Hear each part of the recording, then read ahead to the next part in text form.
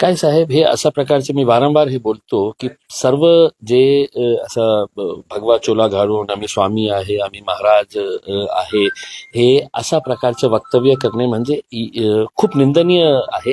आणि पहिले सुद्धा त्यांनी खूप अशा प्रकारचे वक्तव्य केलेले आहे जे त्यांना शोभत नाही. तरी सुद्धा एका माणूस जे आपल्या समाजासाठी लढत आहे, म्हणजे आपल्या जीवाची पर्वा न करता ते किती मोठा एक आंदोलन देशासमोर त्यांनी ठेवलेला आहे की आपल्या समाजासाठी त्यांना काही पद पाहिजे का नाही पाहिजे, काही मंत्रीपद पाहिजे का नाही पाहिजे, त्यांना मोटर बंगला गाडी पाहिजे का नाही पाहिजे.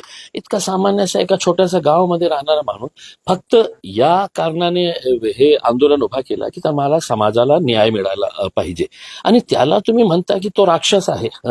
मी तर त्यांना हे महाराजांना हे म्हणणार आहे की आता हे जे तुम्ही सोडलेले आहे, महाराष्ट्राच्या विधानसभामध्ये मला संधी मिळाली तर मराठा समाजासाठी मी राक्षसाचा वेश घालून कशा सरकारवर तुटून पडणार आहे, भारतीय जनता पार्टीवर तुटून पडणार आहे.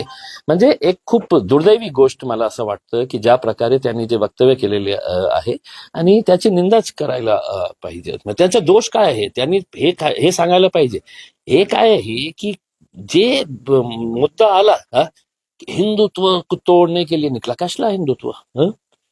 तुम्ही त्यांना न्याय देत नाही आहे, न्याय देणार नाही तुम्ही त्यांना. तो आंदोलन पूर्ण समाज त्याचं आंदोलन करत आहे आणि तुम्ही म्हणतो की नाही तो हिंदुत्व तोडणारा राक्षस आहे. म्हणजे तुम्ही कोण आहे? म्हणजे कमीत कमी तुम्ही त्यांची मदत नाही करू शकता तर त्यांच्या विरोधात का बोलता? तुमची हिंमत अशी कशी झालेली आहे? आम्हाला माहित आहे हे हिंमत कुठून मिळत आहे त्यांना.